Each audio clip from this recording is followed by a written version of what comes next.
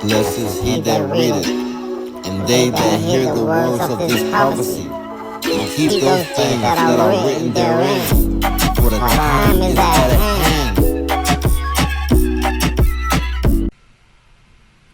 I hope you enjoyed today's lesson. Let's get into it. Chapter 9.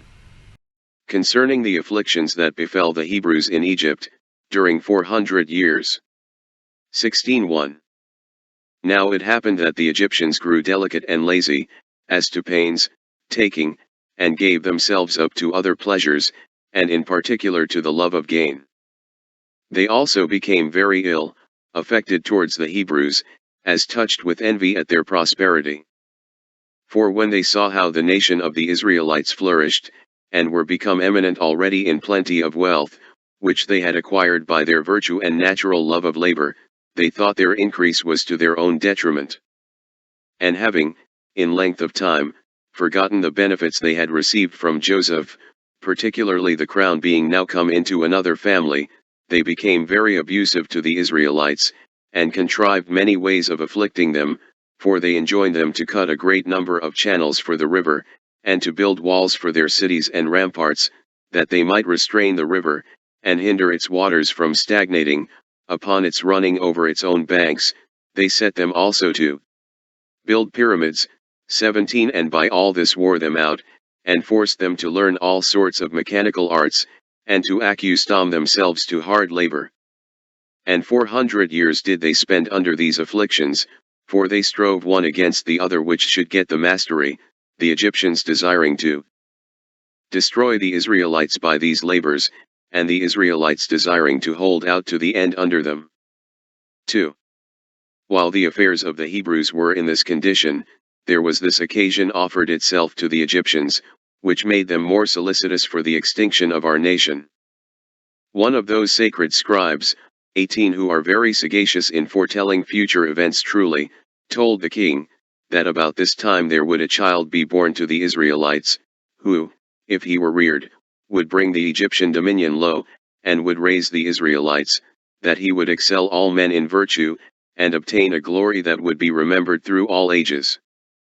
Which thing was so feared by the king, that, according to this man's opinion, he commanded that they should cast every male child, which was born to the Israelites, into the river, and destroy it, that besides this, the Egyptian midwives 19 should watch the labors of the Hebrew women, and observe what is born. For those were the women who were enjoined to do the office of midwives to them, and by reason of their relation to the king, would not transgress his commands.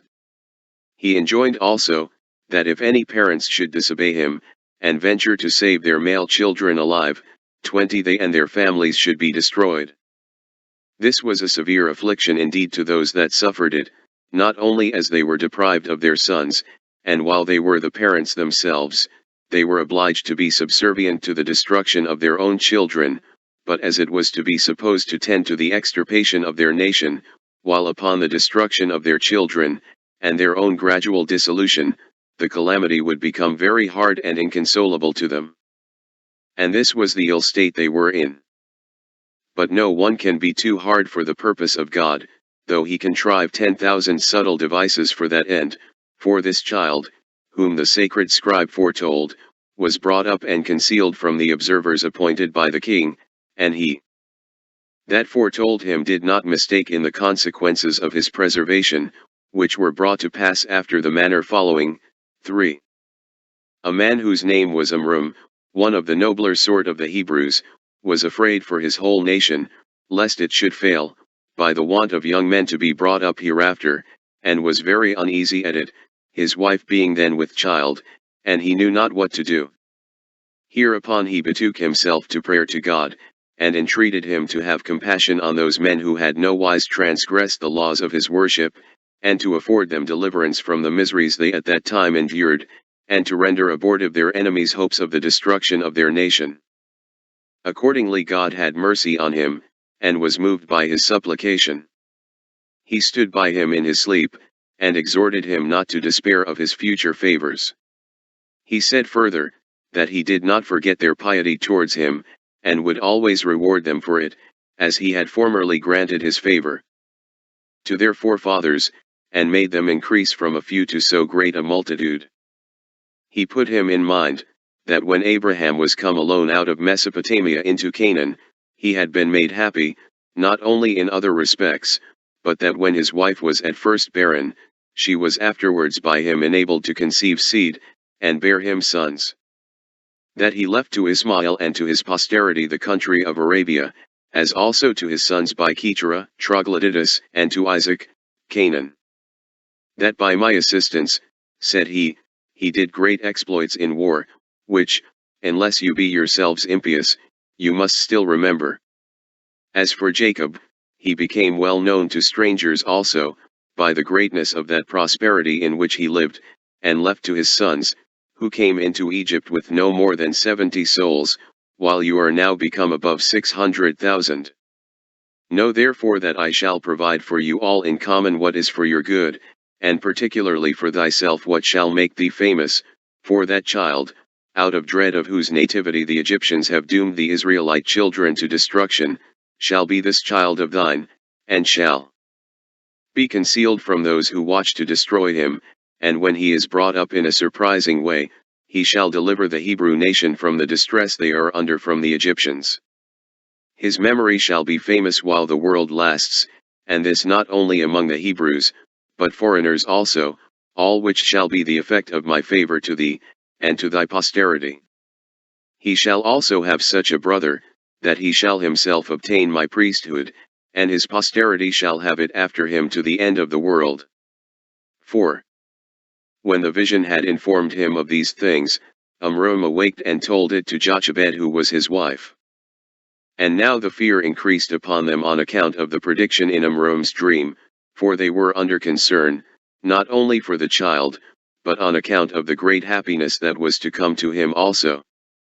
However, the mother's labor was such as afforded a confirmation to what was foretold by God, for it was not known to those that watched her, by the easiness of her pains, and because the throes of her delivery did not fall upon her with violence. And now they nourished the child at home privately for 3 months, but after that time Amram, fearing he should be discovered, and, by falling under the king's displeasure, both he and his child should perish, and so he should make the promise of God of none effect, he determined rather to trust the safety and care of the child to God, than to depend on his own concealment of him, which he looked upon as a thing uncertain, and whereby both the child, so privately to be nourished, and himself should be in imminent danger, but he believed that God would some way for certain procure the safety of the child, in order to secure the truth of his own predictions.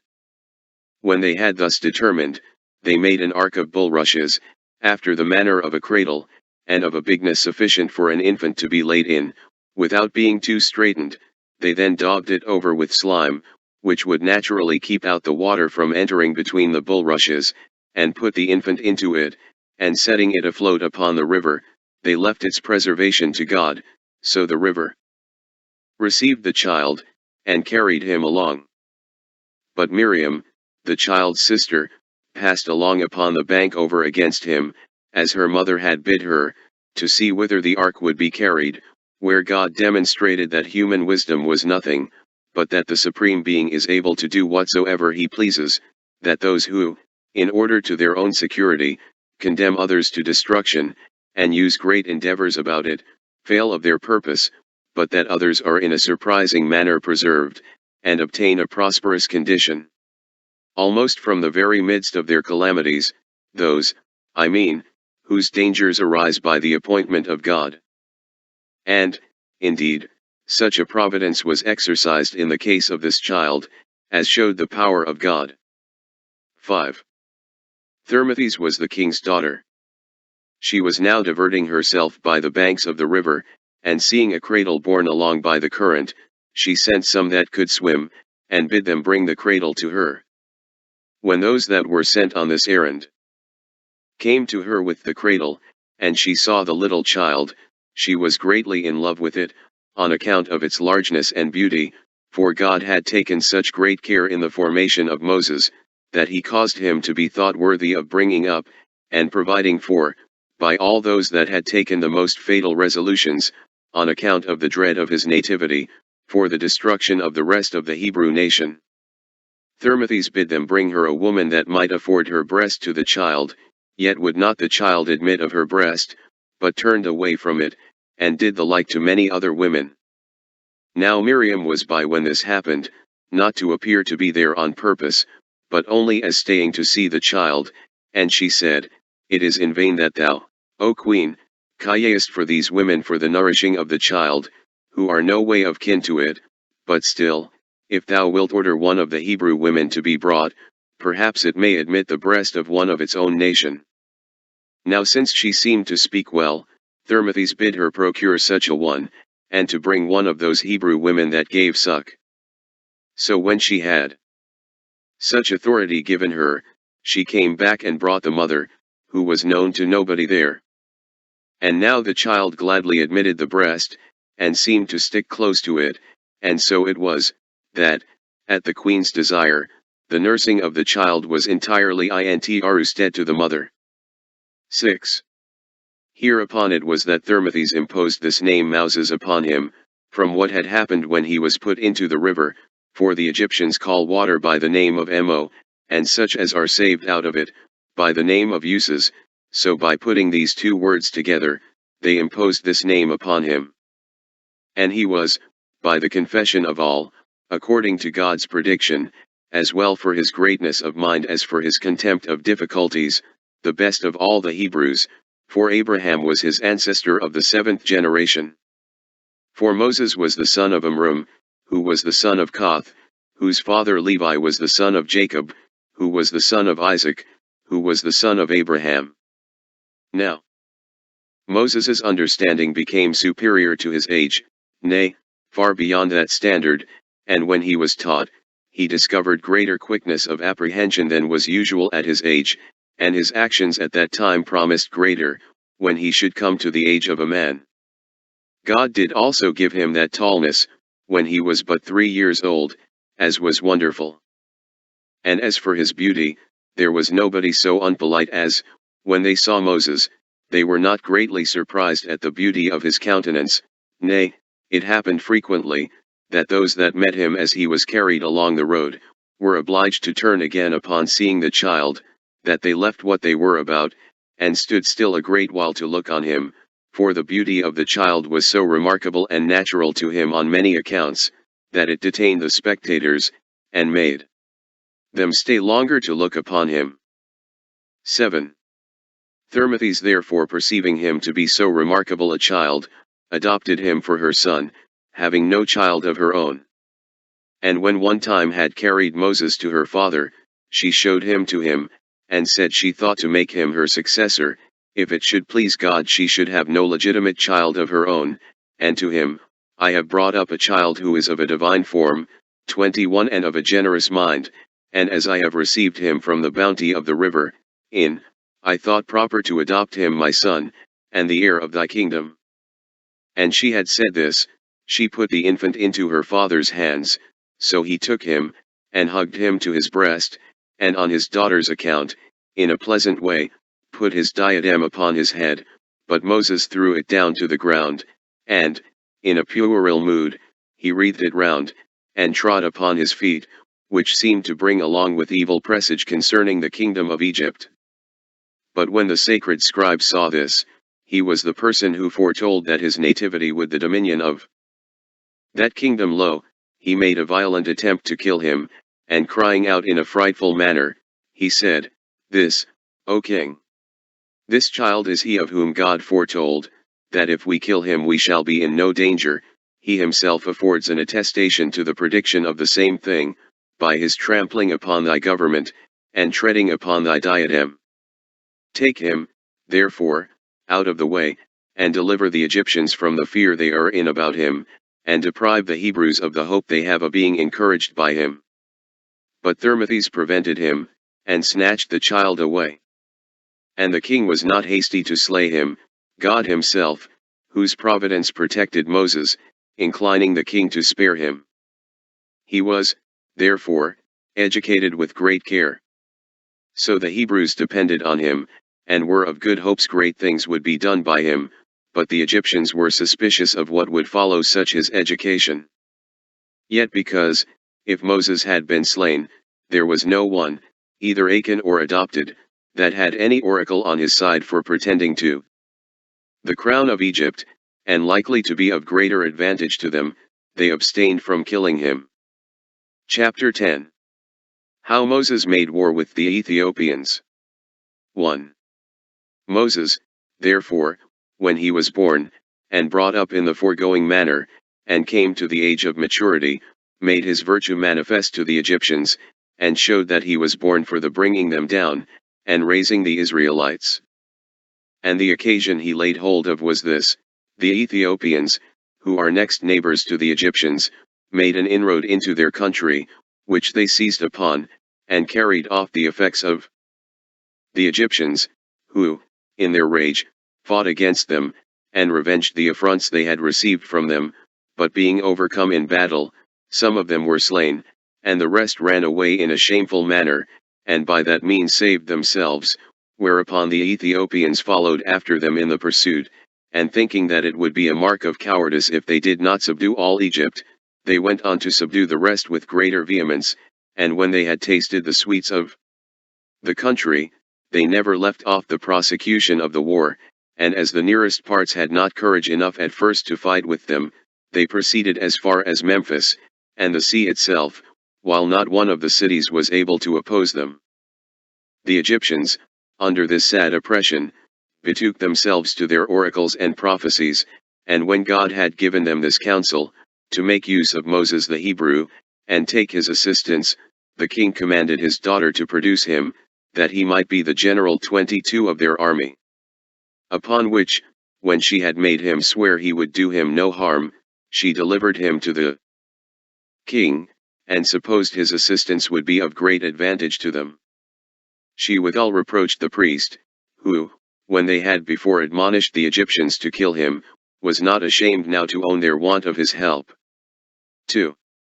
So Moses, at the persuasion both of Thermuthis and the king himself, cheerfully undertook the business, and the sacred scribes of both nations were glad, those of the Egyptians, that they should at once overcome their enemies by his valor, and that by the same piece of management Moses would be slain, but those of the Hebrews, that they should escape from the Egyptians, because Moses was to be their general. But Moses prevented the enemies, and took and led his army before those enemies were apprised of his attacking them, for he did not march by the river, but by land, where he gave a wonderful demonstration of his sagacity, for when the ground was difficult to be passed over, because of the multitude of serpents, which it produces in vast numbers, and indeed, is singular in some of those productions, which other countries do not breed, and yet such as are worse than others in power and mischief, and an unusual fierceness of sight, some of which ascend out of the ground unseen, and also fly in the air, and so come upon men at unawares, and do them a mischief. Moses invented a wonderful stratagem to preserve the army safe, and without hurt, for he made baskets, like unto arks, of sedge, and filled them with ibis, 23, and carried them along with them, which animal is the greatest enemy to serpents imaginable, for they fly from them when they come near them, and as they fly they are caught and devoured by them, as if it were done by the harts, but the ibis are tame creatures, and only enemies to the serpentine kind, but about these ibis I say no more at present, since the Greeks themselves are not unacquainted with this sort of bird. As soon, therefore, as Moses was come to the land which was the breeder of these serpents, he let loose the ibis, and by their means repelled the serpentine kind, and used them for his assistance before the army came upon that ground.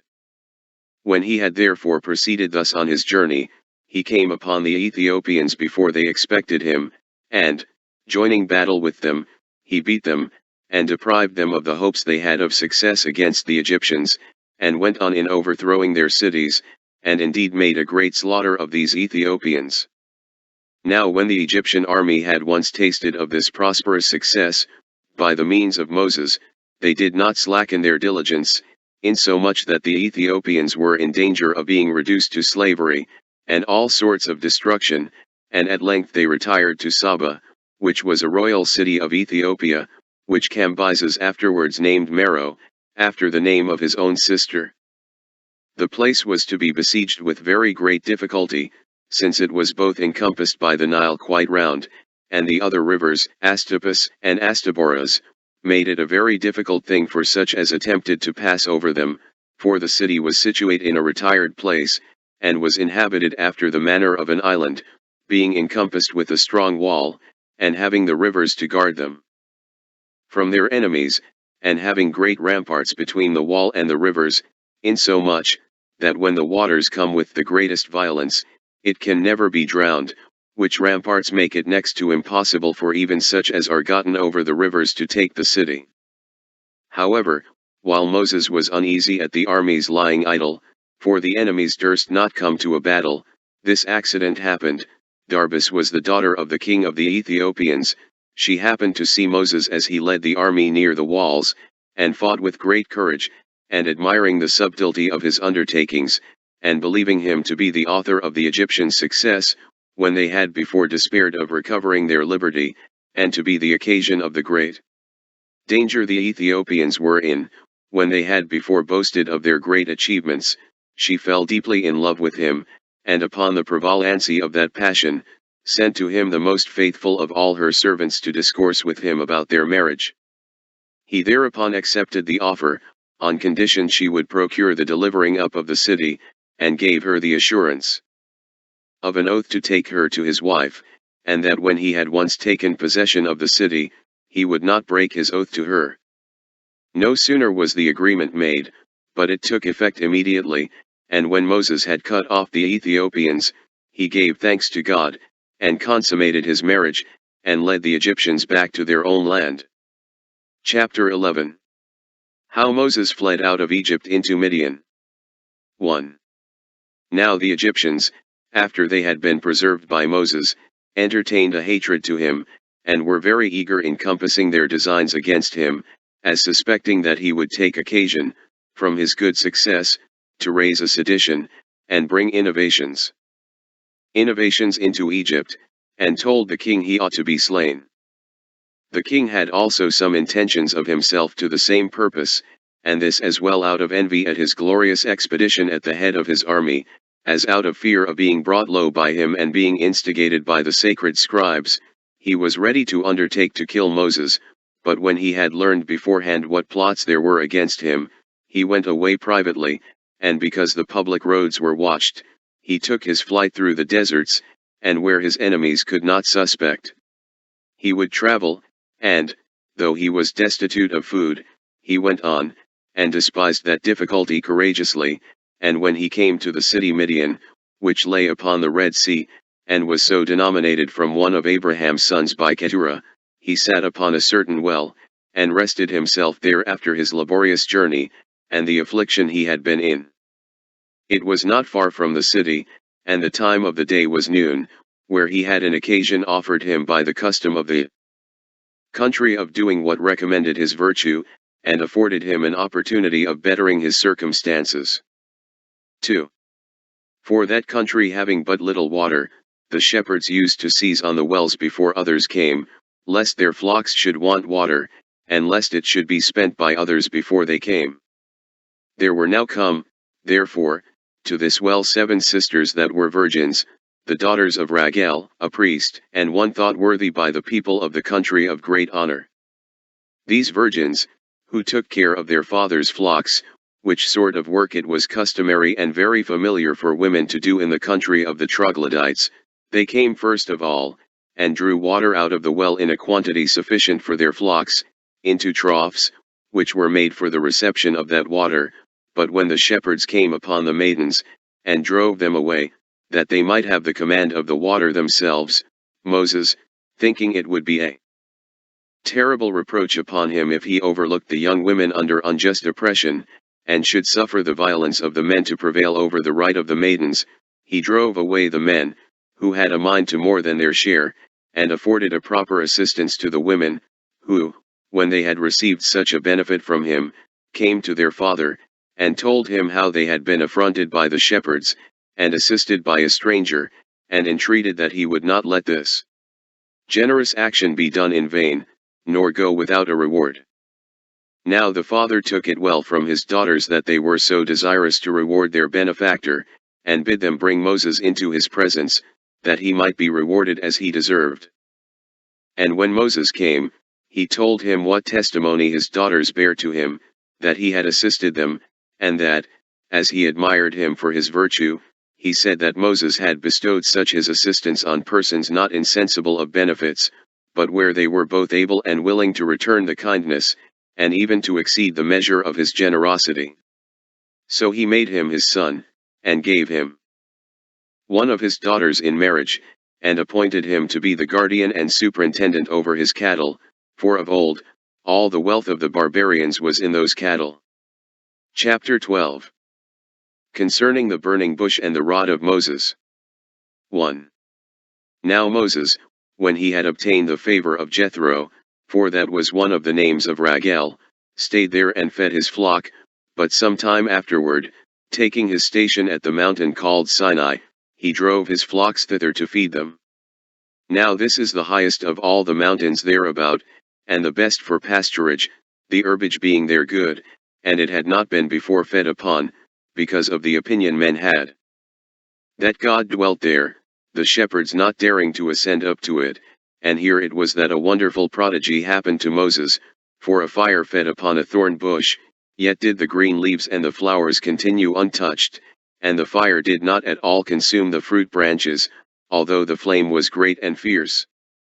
Moses was after-awed at this strange sight, as it was to him, but he was still more astonished when the fire uttered a voice, and called to him by name, and spake words to him, by which it signified how bold he had been in venturing to come into a place whither no man had ever come before, because the place was divine, and advised him to remove a great way off from the flame, and to be contented with what he had seen, and though he were himself a good man, and the offspring of great men, yet that he should not pry any further, and he foretold to him, that he should have glory and honor among men, by the blessing of God upon him.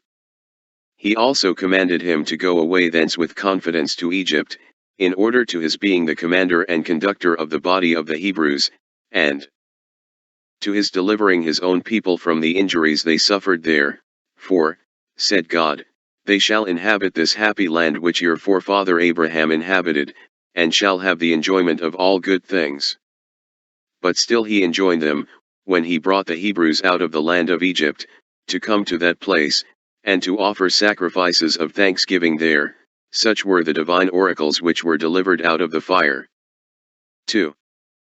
But Moses was astonished at what he saw, and much more at what he heard, and he said, I think it would be an instance of too great madness, O Lord, for one of that regard I bear to thee, to distrust thy power, since I myself adore it, and know that it has been made manifest to my progenitors, but I am still in doubt how I, who am a private man, and one of no abilities, should either persuade my own countrymen to leave the country they now inhabit, and to follow me to a land whither I lead them, or, if they should be persuaded, how can I force Pharaoh to permit them to depart, since they augment their own wealth and prosperity by the labors and works they put upon them? 3. But God persuaded him to be courageous on all occasions, and promised to be with him, and to assist him in his words, when he was to persuade men, and in his deeds, when he was to perform wonders. He bid him also to take a signal of the truth of what he said, by throwing his rod upon the ground, which, when he had done, it crept along, and was become a serpent, and rolled itself round in its folds, and erected its head, as ready to revenge itself on such as should assault it, after which it become a rod again as it was before. After this God bid Moses to put his right hand into his bosom, he obeyed, and when he took it out it was white, and in color like to chalk, but afterward it returned to its wonted color again. He also, upon God's command, took some of the water that was near him, and poured it upon the ground, and saw the color was that of blood. Upon the wonder that Moses showed at these signs, God exhorted him to be of good courage, and to be assured that he would be the greatest support to him, and bid him make use of those signs, in order to obtain belief among all men, that thou art sent by me, and dost all things according to my commands. Accordingly I enjoin thee to make no more delays, but to make haste to Egypt, and to travel night and day, and not to draw out the time, and so make the slavery of the Hebrews and their sufferings to last the longer. 4.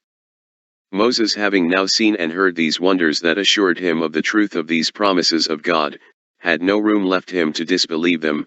He entreated him to grant him that power when he should be in Egypt, and besought him to vouchsafe him the knowledge of his own name, and since he had heard and seen him, that he would also tell him his name, that when he offered sacrifice he might invoke him by such his name in his oblations. Whereupon God declared to him his holy name, which had never been discovered to men before, concerning which it is not lawful for me to say any more. 24 Now these signs accompanied Moses, not then only, but always when he prayed for them, of all which signs he attributed the firmest ascent to the fire in the bush, and believing that God would be a gracious supporter to him, he hoped he should be able to deliver his own nation, and bring calamities on the Egyptians. Chapter 13. How Moses and Aaron returned into Egypt to Pharaoh. 1. So Moses, when he understood that the Pharaoh, in whose reign he fled away, was dead, asked leave of Raguel to go to Egypt, for the benefit of his own people. And he took with him Zipporah, the daughter of Raguel, whom he had married, and the children he had by her, Gersom and Eleazar, and made haste into Egypt. Now the former of those names, Gersom, in the Hebrew tongue, signifies that he was in a strange land, and Eleazar, that, by the assistance of the God of his fathers, he had escaped from the Egyptians. Now when they were near the borders, Aaron his brother, by the command of God, met him, to whom he declared what had befallen him at the mountain, and the commands that God had given him. But as they were going forward, the chief men among the Hebrews, having learned that they were coming, met them, to whom Moses declared the signs he had seen, and while they could not believe them, he made them see them, so they took courage at these surprising and unexpected sights, and hoped well of their entire deliverance, as believing now that God took care of their preservation. 2. Since then Moses found that the Hebrews would be obedient to whatsoever he should direct, as they promised to be, and were in love with liberty, he came to the king, who had indeed but lately received the government, and told him how much he had done for the good of the Egyptians, when they were despised by the Ethiopians, and their country laid waste by them, and how he had been the commander of their forces, and had labored for them, as if they had been his own people, and he informed him in what danger he had been during that expedition, without having any proper returns made him as he had deserved. He also informed him distinctly what things happened to him at Mount Sinai, and what God said to him, and the signs that were done by God, in order to assure him of the authority of those commands which he had given him. He also exhorted him not to disbelieve what he told him, nor to oppose the will of God. 3. But when the king derided Moses, he made him in earnest see the signs that were done at Mount Sinai. Yet was the king very angry with him and called him an ill man, who had formerly run away from his Egyptian slavery, and came now back with deceitful tricks and wonders and magical arts, to astonish him. And when he had said this, he commanded the priests to let him see the same wonderful sights, as knowing that the Egyptians were skillful in this kind of learning, and that he was not the only person who knew them, and pretended them to be divine, as also he told him, that when he brought such wonderful sights before him, he would only be believed by the unlearned. Now when the priests threw down their rods, they became serpents. But Moses was not daunted at it, and said, O king, I do not myself despise the wisdom of the Egyptians, but I say that what I do is so much superior to what these do by magic arts and tricks, as divine power exceeds the power of man, but I will demonstrate that what I do is not done by craft, or counterfeiting what is not really true, but that they appear by the providence and power of God. And when he had said this, he cast his rod down upon the ground, and commanded it to turn itself into a serpent. It obeyed him, and went all round, and devoured the rods of the Egyptians, which seemed to be dragons, until it had consumed them all. It then returned to its own form, and Moses took it into his hand again. 4. However, the king was no more moved when was done than before, and being very angry, he said that he should gain nothing by this his cunning and shrewdness against the Egyptians, and he commanded him that was the chief taskmaster over the Hebrews, to give them no relaxation from their labors, but to compel them to submit to greater oppressions than before, and though he allowed them chaff before for making their bricks, he would allow it them no longer, but he made them to work hard at brick making in the day time, and to gather chaff in the night. Now when their labor was thus doubled upon them, they laid the blame upon Moses, because their labor and their misery were on his account become more severe to them. But Moses did not let his courage sink for the king's threatenings, nor did he abate of his zeal on account of the Hebrews' complaints, but he supported himself, and set his soul resolutely against them both, and used his own utmost diligence to procure liberty to his countrymen. So he went to the king, and persuaded him to let the Hebrews go to Mount Sinai, and there to sacrifice to God, because God had enjoined them so to do. He persuaded him also not to counterwork the designs of God, but to esteem his favor above all things, and to permit them to depart, lest, before he be aware, he lay an obstruction in the way of the divine commands, and so occasion his own suffering such punishments as it was probable any one that counterworked the divine commands should undergo, since the severest afflictions arise from every object to those that provoke the divine wrath against them. 4. Such as these have neither the earth nor the air for their friends, nor are the fruits of the womb according to nature, but everything is unfriendly and adverse towards them. He said further, that the Egyptians should know this by sad experience, and that besides, the Hebrew people should go out of their country without their consent. Chapter 14. Concerning the 10 plagues which came upon the Egyptians. 1. But when the king despised the words of Moses, and had no regard at all to them, grievous plagues seized the Egyptians, every one of which I will describe, both because no such plagues did ever happen to any other nation as the Egyptians now felt, and because I would demonstrate that Moses did not fail in any one thing that he foretold them, and because it is for the good of mankind, that they may learn this caution not to do anything that may displease God, lest he be provoked to wrath, and avenge their iniquities upon them. For the Egyptian river ran with bloody water at the command of God, insomuch that it could not be drunk, and they had no other spring of water neither, for the water was not only of the color of blood, but it brought upon those that ventured to drink of it, great pains and bitter torment. Such was the river to the Egyptians, but it was sweet and fit for drinking to the Hebrews, and no way different from what it naturally used to be. As the king therefore knew not what to do in these surprising circumstances, and was in fear for the Egyptians, he gave the Hebrews leave to go away, but when the plague ceased, he changed his mind again, and would not suffer them to go. 25. 2.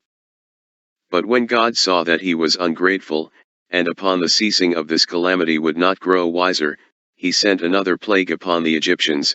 An innumerable multitude of frogs consumed the fruit of the ground, the river was also full of them, insomuch that those who drew water had it spoiled by the blood of these animals, as they died in, and were destroyed by the water, and the country was full of filthy slime, as they were born, and as they died, they also spoiled their vessels in their houses which they used, and were found among what they eat and what they drank, and came in great numbers upon their beds. There was also an ungrateful smell, and a stink arose from them, as they were born, and as they died therein. Now, when the Egyptians were under the oppression of these miseries, the king ordered Moses to take the Hebrews with him, and be gone. Upon which the whole multitude of the frogs vanished away, and both the land and the river returned to their former natures. But as soon as Pharaoh saw the land freed from this plague, he forgot the cause of it, and retained the Hebrews, and, as though he had a mind to try the nature of more such judgments, he would not yet suffer Moses and his people to depart, having granted that liberty rather out of fear than out of any good consideration. 3. Accordingly, God punished his falseness with another plague, added to the former, for there arose out of the bodies of the Egyptians an innumerable quantity of lice, by which, wicked as they were, they miserably perished, as not able to destroy the sort of vermin either with washes or with ointments. At which terrible judgment the king of Egypt was in disorder, upon the fear into which he reasoned himself, lest his people should be destroyed, and that the manner of this death was also reproachful, so that he was forced in part to recover himself from his wicked temper to a sounder mind, for he gave leave for the Hebrews themselves to depart. But when the plague thereupon ceased, he thought it proper to require that they should leave their children and wives behind them, as pledges of their return, whereby he provoked God to be more vehemently angry at him, as if he thought to impose on his providence, and as if it were only Moses, and not God, who punished the Egyptians for the sake of the Hebrews, for he filled that country full of various sorts of pestilential creatures, with their various properties, such indeed as had never come into the sight of men before, by whose means the men perished themselves, and the land was destitute of husbandmen for its cultivation, but if anything escaped destruction from them, it was killed by a distemper which the men underwent also. 4. But when Pharaoh did not even then yield to the will of God, but, while he gave leave to the husbands to take their wives with them, yet insisted that the children should be left behind, God presently resolved to punish his wickedness with several sorts of calamities, and those worse than the foregoing, which yet had so generally afflicted them, for their bodies had terrible boils, breaking forth with blains, while they were already inwardly consumed, and a great part of the Egyptians perished in this manner. But when the king was not brought to reason by this plague, hail was sent down from heaven, and such hail it was, as the climate of Egypt had never suffered before, nor was it like to that which falls in other climates in winter time. 26 But was larger than that which falls in the middle of spring to those that dwell in the northern and western regions. This hail broke down their boughs laden with fruit.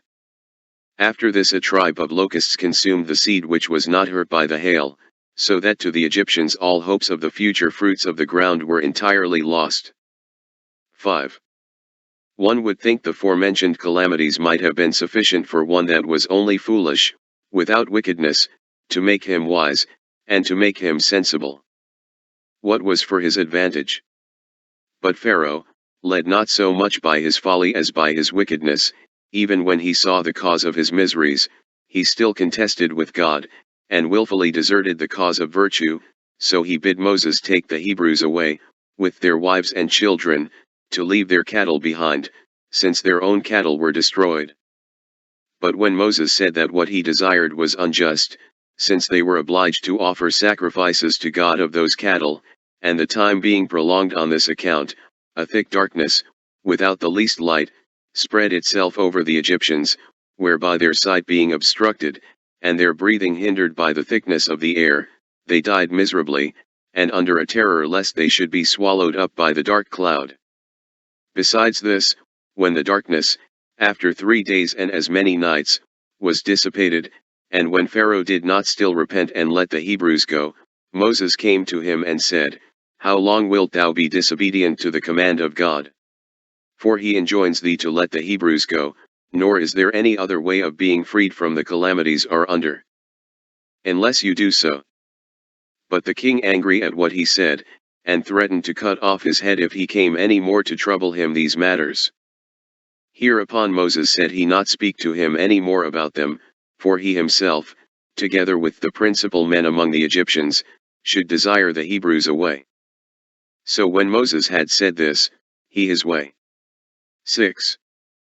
But when God had signified, that with one plague he would compel the Egyptians to let Hebrews go, he commanded Moses to tell the people that they should have a sacrifice ready, and they should prepare themselves on the 10th day of the month Xanthicus, against the 14th, which month is called by the Egyptians Pharmuth, Nisan by the Hebrews, but the Macedonians call it Xanthicus, and that he should carry the Hebrews with all they had.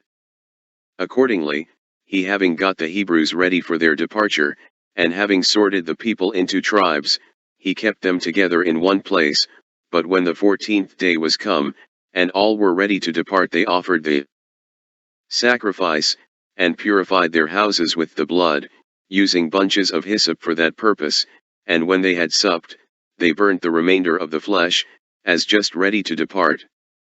Whence it is that we do still offer this sacrifice in like manner to this day, and call this festival Paschal, which signifies the feast of the Passover, because on that day God passed us over, and sent the plague upon the Egyptians, for the destruction of the first born came upon the Egyptians that night, so that many of the Egyptians who lived near the king's palace persuaded Pharaoh to let the Hebrews go.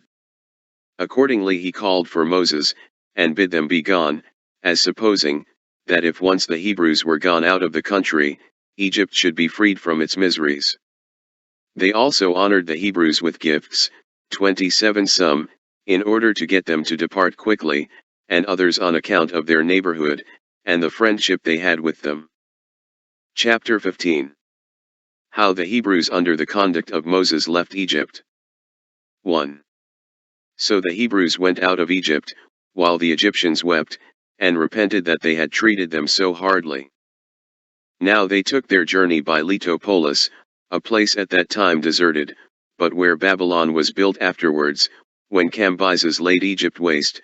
But as they went away hastily, on the third day they came to a place called Baal-Zephon, on the Red Sea, and when they had no food out of the land, because it was a desert, they eat of loaves kneaded of flour, only warmed by a gentle heat, and this food they made use of for 30 days, for what they brought with them out of Egypt would not suffice them any longer time, and this only while they dispensed it to each person, to use so much only as would serve for necessity, but not for satiety. Whence it is that, in memory of the want we were then in, we keep a feast for 8 days, which is called the Feast of Unleavened Bread. Now the entire multitude of those that went out, including the women and children, was not easy to be numbered, but those that were of an age fit for war, were 600,000. 2. They left Egypt in the month Xanthicus, on the 15th day of the lunar month, 430 years after our forefather Abraham came into Canaan, but 215 years only after Jacob removed into Egypt. 28 It was the 80th year of the age of Moses, and of that of Aaron 3 more. They also carried out the bones of Joseph with them, as he had charged his sons to do. 3. But the Egyptians soon repented that the Hebrews were gone, and the king also was mightily concerned that this had been procured by the magic arts of Moses, so they resolved to go after them. Accordingly they took their weapons, and other warlike furniture, and pursued after them, in order to bring them back, if once they overtook them, because they would now have no pretense to pray to God against them, since they had already been permitted to go out, and they thought they should easily overcome them, as they had no armor, and would be weary with their journey, so they made haste in their pursuit, and asked of every one they met which way they were gone. And indeed that land was difficult to be traveled over, not only by armies, but by single persons. Now Moses led the Hebrews this way, that in case the Egyptians should repent and be desirous to pursue after them, they might undergo the punishment of their wickedness, and of the breach of those promises they had made to them. As also he led them this way on account of the Philistines, who had quarreled with them, and hated them of old, that by all means they might not know of their departure, for their country is near to that of Egypt, and thence it was that Moses led them not along the road that tended to the land of the Philistines, but he was desirous that they should go through the desert, that so after a long journey, and after many afflictions, they might enter upon the land of Canaan. Another reason of this was, that God commanded him to bring the people to Mount Sinai, that there they might offer him sacrifices. Now when the Egyptians had overtaken the Hebrews, they prepared to fight them, and by their multitude they drove them into a narrow place, for the number that pursued after them was 600 chariots, with 50,000 horsemen, and 200,000 foot men, all armed.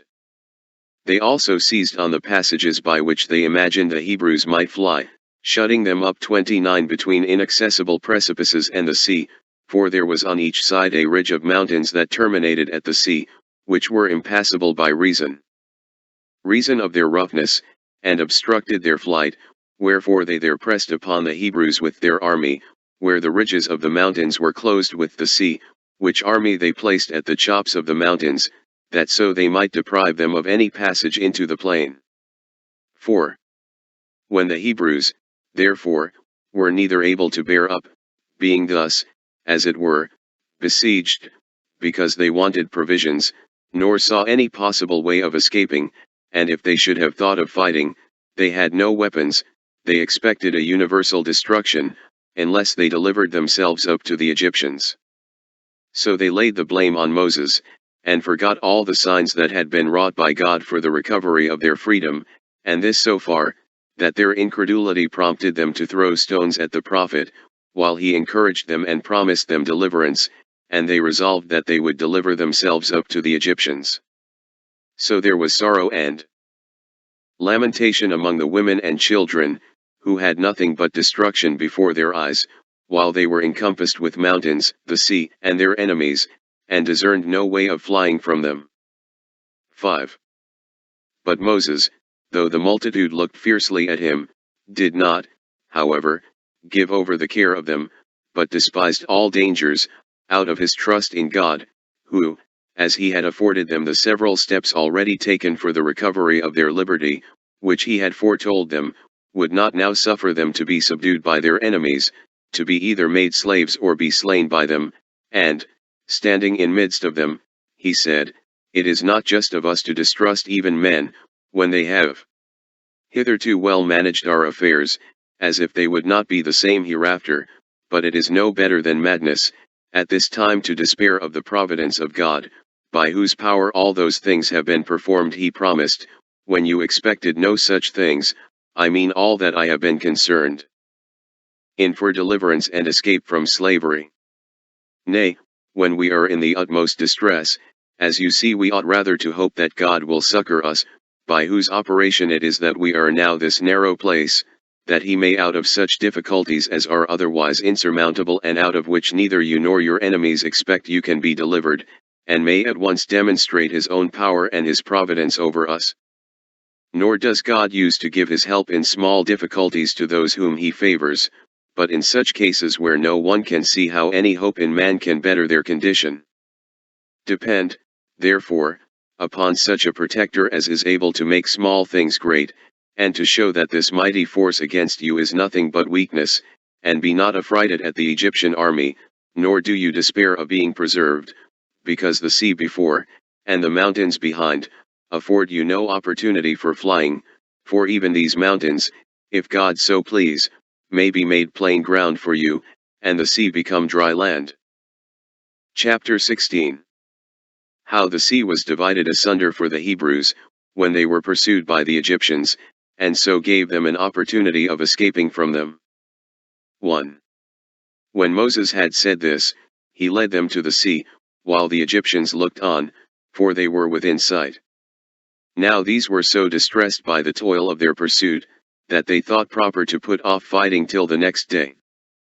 But when Moses was come to the sea shore, he took his rod, and made supplication to God, and called upon him to be their helper and assistant, and said, Thou art not ignorant, O Lord, that it is beyond human strength and human contrivance to avoid the difficulties we are now under, but it must be thy work altogether to procure deliverance to this army, which has left Egypt at thy appointment. We despair of any other assistance or contrivance, and have recourse only to that hope we have in thee, and if there be any method that can promise us an escape by thy providence, we look up to thee for it. And let it come quickly, and manifest thy power to us, and do thou raise up this people unto good courage and hope of deliverance, who are deeply sunk into a disconsolate state of mind. We are in a helpless place, but still it is a place that thou possessest, still the sea is thine, the mountains also that enclose us are thine, so that these mountains will open themselves if thou commandest them, and the sea also, if thou commandest it, will become dry land. Nay, we might escape by a flight through the air, if thou shouldst determine we should have that way of salvation. 2. When Moses had thus addressed himself to God, he smote the sea with his rod, which parted asunder at the stroke, and receiving those waters into itself, left the ground dry, as a road and a place of flight for the Hebrews. Now when Moses saw this appearance of God, and that the sea went out of its own place, and left dry land, he went first of all into it, and bid the Hebrews to follow him along that divine road, and to rejoice at the danger their enemies that followed them were in, and gave thanks to God for this so surprising a deliverance which appeared from him. 3. Now, while these Hebrews made no stay, but went on earnestly, as led by God's presence with them, the Egyptians supposed first that they were distracted, and were going rashly upon manifest destruction. But when they saw that they were going a great way without any harm, and that no obstacle or difficulty fell in their journey, they made haste to pursue them, hoping that the sea would be calm for them also. They put their horse foremost, and went down themselves into the sea. Now the Hebrews, while these were putting on their armor, and therein spending their time, were beforehand with them, and escaped them, and got first over to the land on the other side without any hurt. Whence the others were encouraged, and more courageously pursued them, as hoping no harm would come to them neither, but the Egyptians were not aware that they went into a road made for the Hebrews, and not for others, that this road was made for the deliverance of those in danger, but not for those that were earnest to make use of it for the others' destruction. As soon, therefore, as ever the whole Egyptian army was within it, the sea flowed to its own place, and came down with a torrent raised by storms of wind, 30 and encompassed the Egyptians. Showers of rain also came down from the sky, and dreadful thunders and lightning, with flashes of fire. Thunderbolts also were darted upon them. Nor was there anything which used to be sent by God upon men, as indications of his wrath, which did not happen at this time, for a dark and dismal night oppressed them. And thus did all these men perish, so that there was not one man left to be a messenger of this calamity to the rest of the Egyptians. 4. But the Hebrews were not able to contain themselves for joy at their wonderful deliverance, and destruction of their enemies, now indeed supposing themselves firmly delivered, when those that would have forced them into slavery were destroyed, and when they found they had God so evidently for their protector. And now these Hebrews having escaped the danger they were in, after this manner, and besides that, seeing their enemies punished in such a way as is never recorded of any other men whomsoever, were all the night employed in singing of hymns, and in mirth. 31 Moses also composed a song unto God, containing his praises, and a thanksgiving for his kindness, in hexameter verse. 32. 5. As for myself, I have delivered every part of this history as I found it in the sacred books, nor let any one wonder at the strangeness of the narration if a way were discovered to those men of old time, who were free from the wickedness of the modern ages, whether it happened by the will of God or whether it happened of its own accord, while, for the sake of those that accompanied Alexander, king of Macedonia, who yet lived, comparatively but a little while ago, the Pamphylian Sea, retired and afforded them a passage 33 through itself, had no other way to go, I mean, when it was the will of God to destroy the monarchy of the Persians, and this is confessed to be true by all that have written about the actions of Alexander. But as to these events, let every one determine as he pleases. 6. On the next day Moses gathered together the weapons of the Egyptians, which were brought to the camp of the Hebrews by the current of the sea, and the force of the winds resisting it, and he conjectured that this also happened by divine providence, that so they might not be destitute of weapons. So when he had ordered the Hebrews to arm themselves with them, he led them to Mount Sinai, in order to offer sacrifice to God, and to render oblations for the salvation of the multitude, as he was charged to do beforehand. Footnotes 1. Return, we may here observe, that in correspondence to Joseph's second dream, which implied that his mother, who was then alive, as well as his father, should come and bow down to him, Josephus represents her here as still alive after she was dead, for the decorum of the dream that foretold it, as the interpretation of the dream does also in all our copies, Genesis 37, 10. 2. Return, the Septuagint have 20 pieces of gold, the Testament of Gad 30, the Hebrew and Samaritan 20 of silver, and the vulgar Latin 30. What was the true number and true sum cannot therefore now be known. 3. Return, that is, bought it for Pharaoh at a very low price.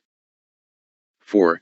Return, this Potiphar, or, as Josephus, Patephras, who was now a priest of On, or Heliopolis, is the same name in Josephus, and perhaps in Moses also, with him who is before called head cook or captain of the guard, and to whom Joseph was sold. See Genesis 37, 36, 39, 1, with 41, 50. They are also affirmed to be one and the same person in the Testament of Joseph, sect. 18, for he is there said to have married the daughter of his master and mistress. Nor is this a notion peculiar to that testament, but, as Dr. Bernard confesses, note on Antique. B. 2. Ch. 4. Sect. 1, common to Josephus, to the Septuagint interpreters, and to other learned Jews of old time. 5. Return, this entire ignorance of the Egyptians of these years of famine before they came, told us before, as well as here, ch. 5. Sect. 7, by Josephus, seems to me almost incredible. It is in no other copy that I know of. 6. Return, the reason why Simeon might be selected out of the rest for Joseph's prisoner, is plain in the testament of Simeon, viz. That he was one of the bitterest of all Joseph's brethren against him, sect. 2, which appears also in part by the testament of Zabulon, sect. 3. 7. Return, the coherence seems to me to show that the negative particle is here wanting, which I have supplied in brackets, and I wonder none have hitherto suspected that it ought to be supplied. 8. Return, of the precious balsam of Judea, and the turpentine, see the note on Antique. B. 8. Ch. 6. Sect. 6. 9. Return, this oration seems to me too large, and too unusual a digression, to have been composed by Judas on this occasion. It seems to me a speech or declamation composed formerly, in the person of Judas, and in the way of oratory, that lay by him, and which he thought fit to insert on this occasion. See 2 more such speeches or declamations, Antique. B. 6. Ch. 14. Sect. 4. 10. Return, in all this speech of Judas we may observe, that Josephus still supposed that death was the punishment of theft in Egypt, in the days of Joseph, though it never was so among the Jews, by the law of Moses. 11. Return, all the Greek copies of Josephus have the negative particle here, that Jacob himself was not reckoned one of the 70 souls that came into Egypt, but the old Latin copies wanted, and directly assure us he was one of them. It is therefore hardly certain which of these was Josephus's true reading, since the number 70 is made up without him, if we reckon Leah for one, but if she be not reckoned, Jacob must himself be one, to complete the number. 12. Return, Josephus thought that the Egyptians hated or despised the employment of a shepherd in the days of Joseph, whereas Bishop Cumberland has shown that they rather hated such Phoenician or Canaanite shepherds that had long enslaved the Egyptians of old time. See his Sanconiatho, p. 361, 362. 13. Return, Reland here puts the question, how Josephus could complain of its not raining in Egypt during this famine, while the ancients affirm that it never does naturally rain there. His answer is, that when the ancients deny that it rains in Egypt, they only mean the upper Egypt above the delta, which is called Egypt in the strictest sense, but that in the delta and by consequence in the lower Egypt adjoining to it did of old, and still does, rain sometimes. See the note on Antique. B. 3. Ch. 1. Sect. 6. 14. Return. Josephus supposes that Joseph now restored the Egyptians their lands again upon the payment of a fifth part as tribute. It seems to me rather that the land was now considered as Pharaoh's land, and this fifth part as its rent, to be paid to him, as he was their landlord, and they his tenants, and that the lands were not properly restored, and this fifth part reserved as tribute only, till the days of Sesostris. See Essay on the Old Testament, Append. 148, 149. 15. Return, as to this encomium upon Joseph, as preparatory to Jacob's adopting Ephraim and Manasseh into his own family, and to be admitted for 2 tribes, which Josephus here mentions, all are copies of Genesis omitted, ch. 48. Nor do we know whence he took it, or whether it be not his own embellishment only. 16. Return, as to the affliction of Abraham's posterity for 400 years, see Antiquity. B. I. Ch. 10. Sect. 3. And as to what cities they built in Egypt, under Pharaoh Sesostris, and of Pharaoh Sesostris's drowning in the Red Sea, see Essay on the Old Testament, Append. p. 132 to 162. 17. Return, of this building of the pyramids of Egypt by the Israelites, see Parazonius Arig. Egyptiac, ch.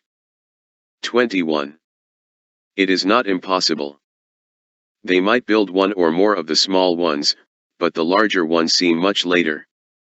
Only, if they be all built of stone, this does not so well agree with the Israelites' labors, which are said to have been in brick, and not in stone, as Mr.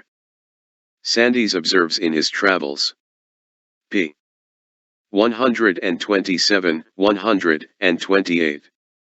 18. Return, Dr.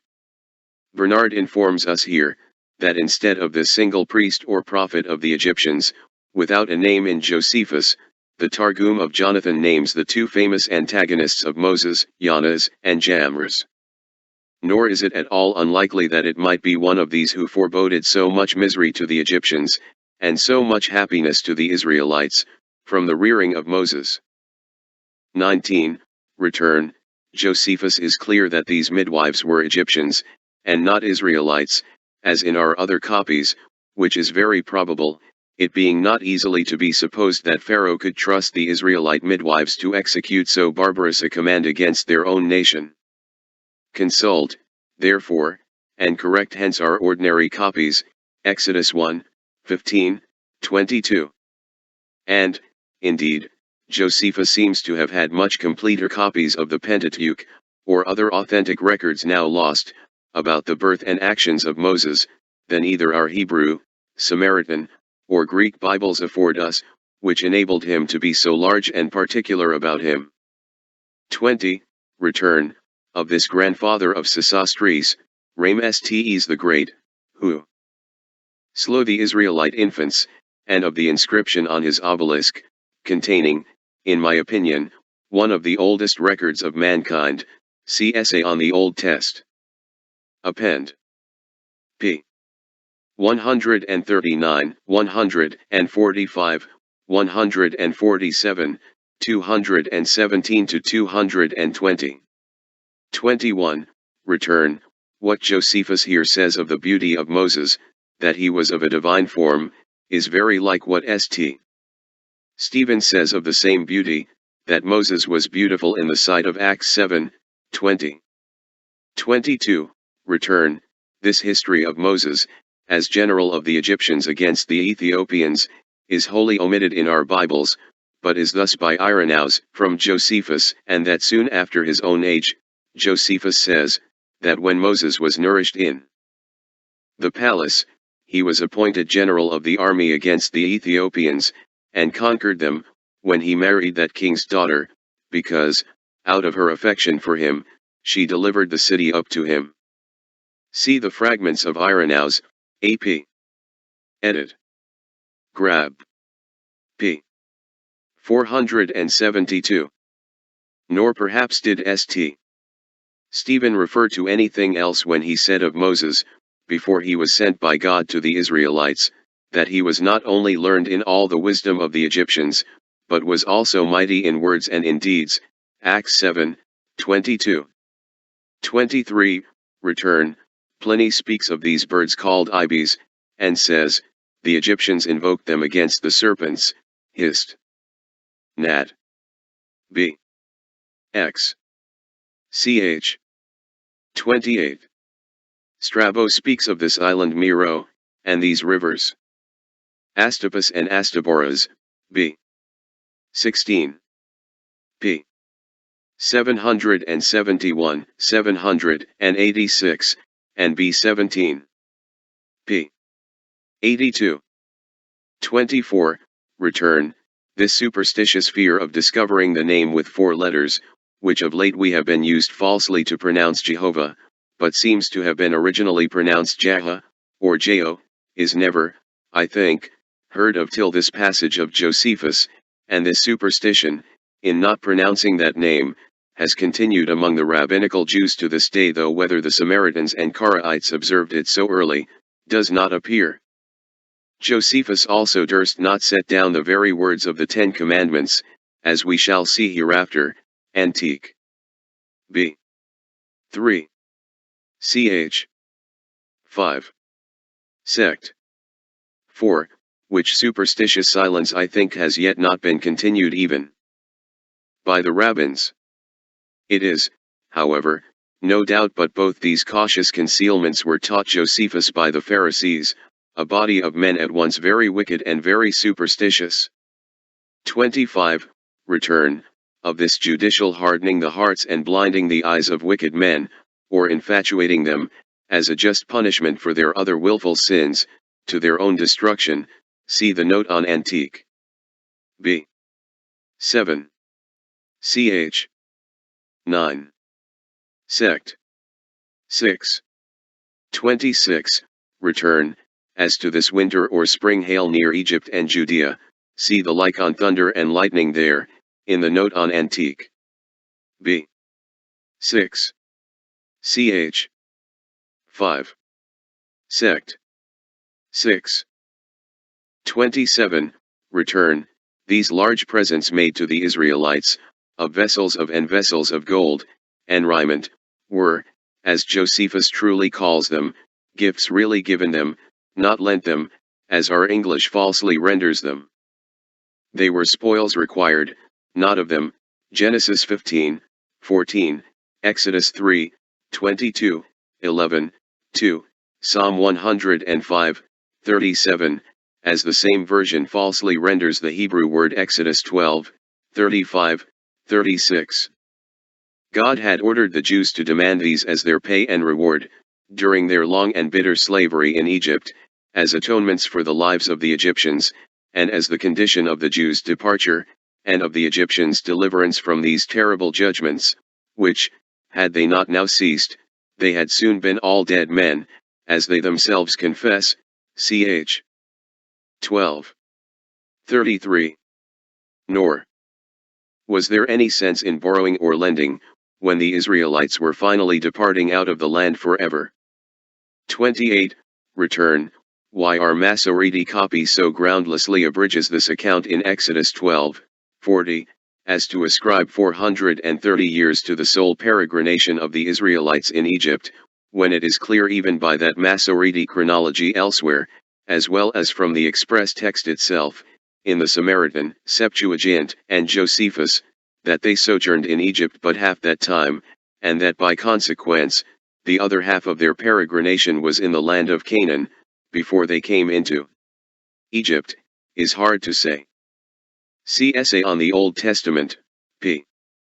62, 63. 29. Return. Take the main part of Reland's excellent note here, which greatly illustrates Josephus, and the scripture, in this history, as follows: a traveler, says Reland, whose name was Enaman, when he returned out of Egypt, told me that he went the same way from Egypt to Mount Sinai, which he supposed the Israelites of old traveled, and that he found several mountainous tracts, that ran down towards the Red Sea. He thought the Israelites had proceeded as far as the desert of Etham, Exodus 13:20, when they were commanded by God to return back, Exodus 14:2, and to pitch their camp between Migdol and the sea, and that when they were not able to fly, unless by sea, they were shut in on each side by mountains.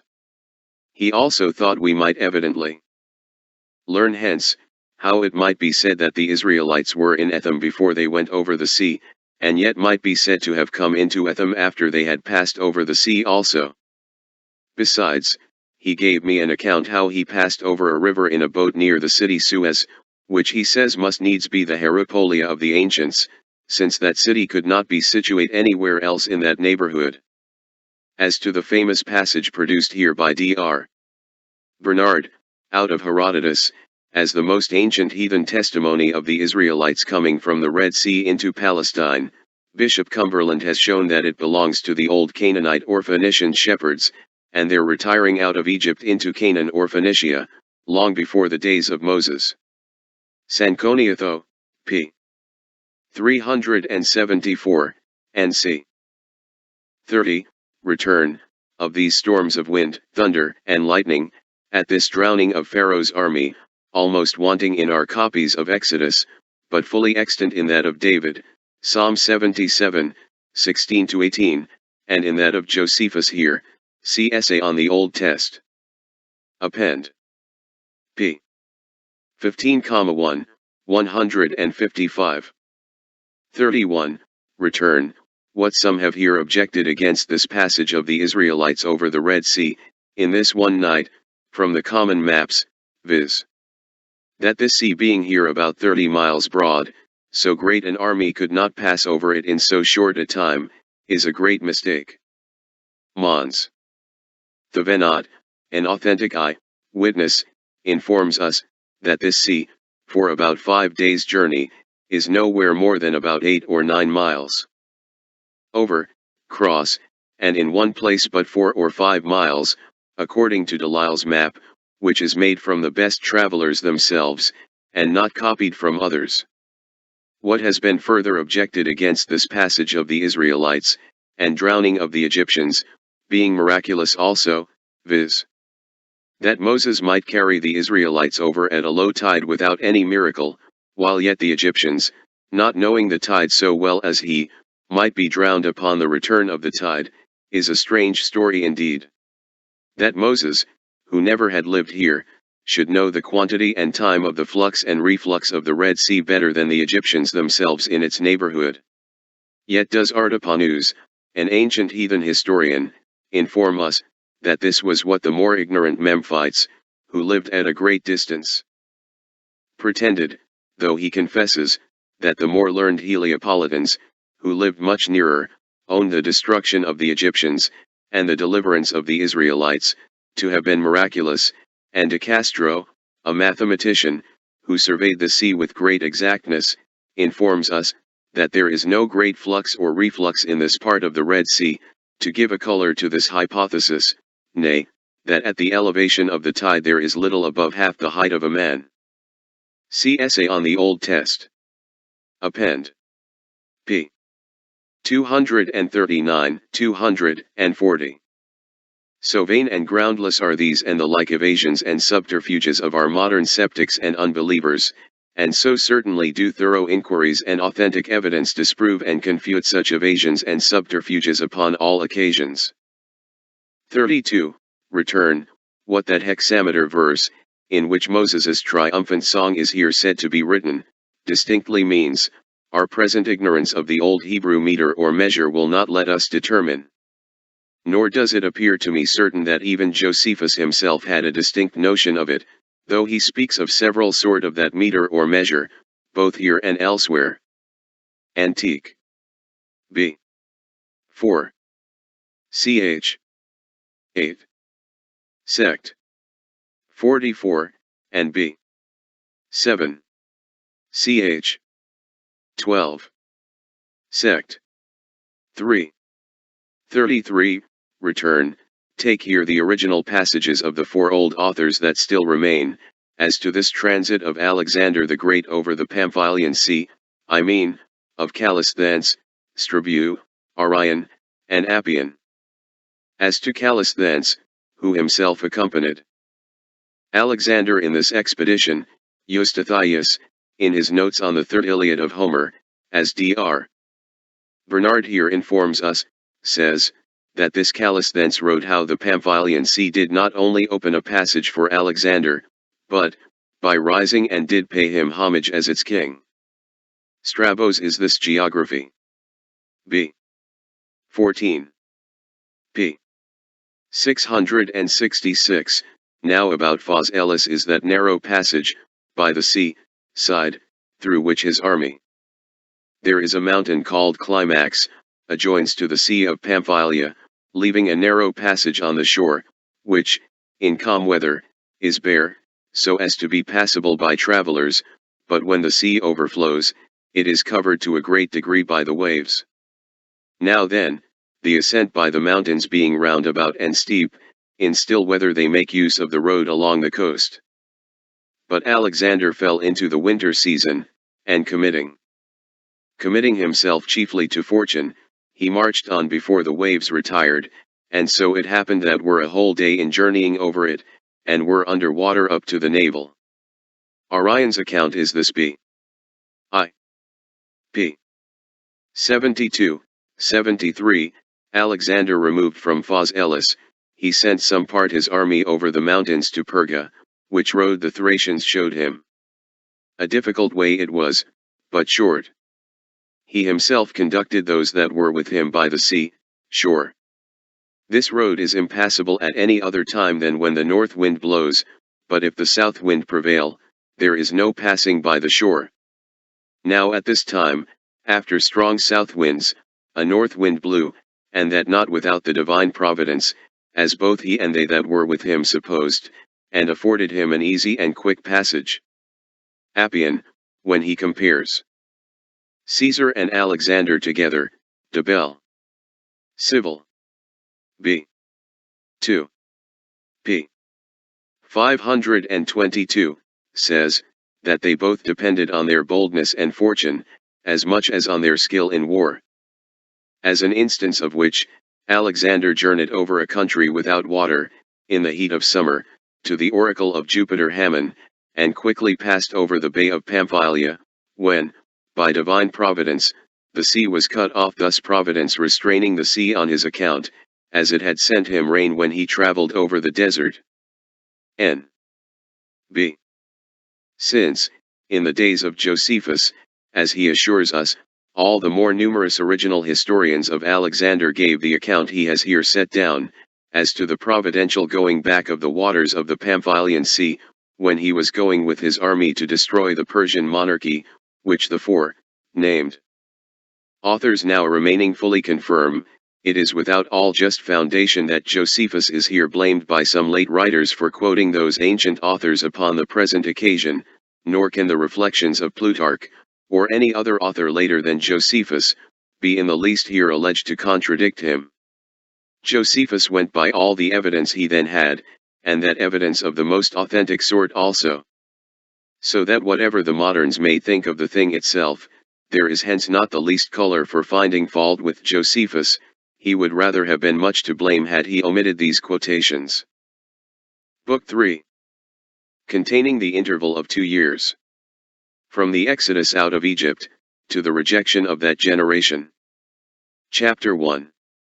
How Moses, when he had brought the people out of Egypt, led them to Mount Sinai, but not till they had suffered much in their journey. 1. When the Hebrews had obtained such a wonderful deliverance, the country was a great trouble to them, for it was entirely a desert, and without sustenance for them, and also had exceeding little water, so that it not only was not at all sufficient for the men, but not enough to feed any of the cattle, for it was parched up, and had no moisture that might afford nutriment to the vegetables, so they were forced to travel over this country, as having no other country but this to travel in. They had indeed carried water along with them from the land over which they had traveled before, as their conductor had bidden them, but when that was spent, they were obliged to draw water out of wells, with pain, by reason of the hardness of the soil. Moreover, what water they found was bitter, and not fit for drinking, and this in small quantities also, and as they thus traveled, they came late in the evening to a place called Marah, one which had that name from the badness of its water, for Mar denotes bitterness. Thither they came afflicted, both by the tediousness of their journey, and by their want of food, for it entirely failed them at that time. Now here was a well, which made them choose to stay in the place, which, although it were not sufficient to satisfy so great an army, did yet afford them some comfort, as found in such desert places, for they heard from those who had been to search, that there was nothing to be found, if they travelled on farther. Yet was this water bitter, and not fit for men to drink, and not only so, but it was intolerable even to the cattle themselves. 2. When Moses saw how much the people were cast down, and that the occasion of it could not be contradicted, for the people were not in the nature of a complete army of men, who might oppose a manly fortitude to the necessity that distressed them, the multitude of the children, and of the women also, being of too weak capacities to be persuaded by reason, blunted the courage of the men themselves, he was therefore in great difficulties, and made everybody's calamity his own, for they ran all of them to him, and begged of him, the women begged for their infants, and the men for the women, that he would not overlook them, but procure some way or other for their deliverance. He therefore betook himself to prayer to God, that he would change the water from its present badness, and make it fit for drinking. And when God had granted him that favor, he took the top of a stick that lay down at his feet, and divided it in the middle, and made the section lengthways. He then let it down into the well, and persuaded the Hebrews that God had hearkened to his prayers, and had promised to render the water such as they desired it to be, in case they would be subservient to him in what he should enjoin them to do, and this not after a remiss or negligent manner. And when they asked what they were to do in order to have the water changed for the better, he bid the strongest men among them that stood there, to draw up water too, and told them, that when the greatest part was drawn up, the remainder would be fit to drink. So they labored at it till the water was so agitated and purged as to be fit to drink. 3. And now removing from thence they came to Elim, which place looked well at a distance, for there was a grove of palm trees, but when they came near to it, it appeared to be a bad place, for the palm trees were no more than 70, and they were ill grown and creeping trees, by the want of water, for the country about was all parched, and no moisture sufficient to water them, and make them hopeful and useful, was derived to them from the fountains, which were in number 12. They were rather a few moist places than springs, which not breaking out of the ground, nor running over, could not sufficiently water the trees. And when they dug into the sand, they met with no water, and if they took a few drops of it into their hands, they found it to be useless, on account of its mud. The trees were too weak to bear fruit, for want of being sufficiently cherished and enlivened by the water. So they laid the blame on their conductor, and made heavy complaints against him, and said that this their miserable state, and the experience they had of adversity, were owing to him, for that they had then journeyed an entire 30 days, and had spent all the provisions they had brought with them, and meeting with no relief, they were in a very desponding condition. And by fixing their attention upon nothing but their present misfortunes, they were hindered from remembering what deliverances they had received from God, and those by the virtue and wisdom of Moses also, so they were very angry at their conductor, and were zealous in their attempt to stone him, as the direct occasion of their present miseries. 4. But as for Moses himself, while the multitude were irritated and bitterly set against him, he cheerfully relied upon God, and upon his consciousness of the care he had taken of these his own people, and he came into the midst of them, even while they clamored against him, and had stones in their hands in order to dispatch him. Now he was of an agreeable presence, and very able to persuade the people by his speeches. Accordingly he began to mitigate their anger, and exhorted them not to be mindful of their present adversities, lest they should thereby suffer the benefits that had formerly been bestowed on them to slip out of their memories, and he desired them by no means, on account of their present uneasiness, to cast those great and wonderful favors and gifts, which they had obtained of God, out of their minds, but to expect deliverance out of those their present troubles which they could not free themselves from, and this by the means of that divine providence which watched over them. Seeing it is probable that God tries their virtue, and exercises their patience by these adversities, that it may appear what fortitude they have, and what memory they retain of his former wonderful works in their favor, and whether they will not think of them upon occasion of the miseries they now feel. He told them, it appeared they were not really good men, either in patience, or in remembering what had been successfully done for them, sometimes by contemning God and his commands, when by those commands they left the land of Egypt, and sometimes by behaving themselves ill towards him who was the servant of God, and this when he had never deceived them, either in what he said, or had ordered them to do by God's command.